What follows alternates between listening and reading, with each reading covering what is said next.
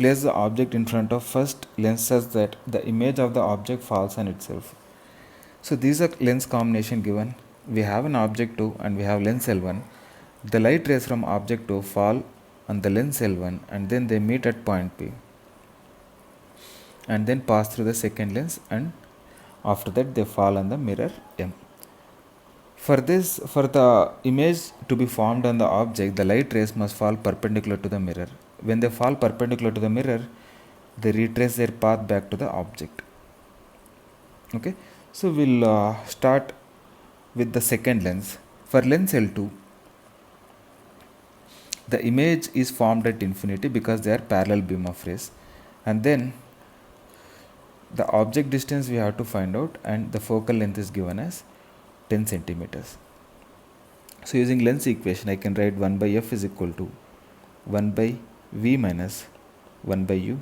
So since v is infinity, 1 by v is 0, and we get u is equal to minus f. So this is equal to minus 10 centimeters. So this distance we got as 10 centimeters, minus 10 centimeters. And the separation between first lens and the second lens is given as 40 centimeters. So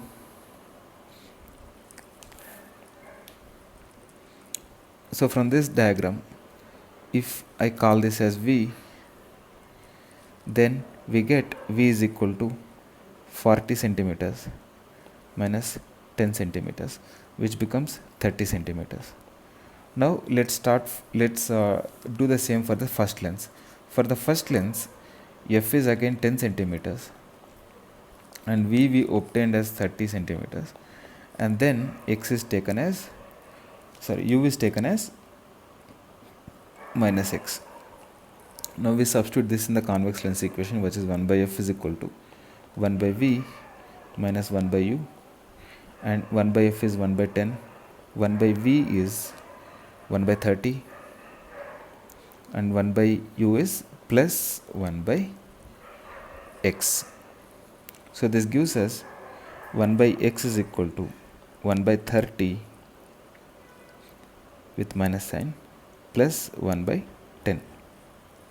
So we get 1 by x is equal to minus 20 by 300, and x is equal to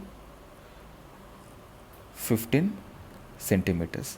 This is the distance at which the object must be placed from the first lens such that the image of the object falls on itself.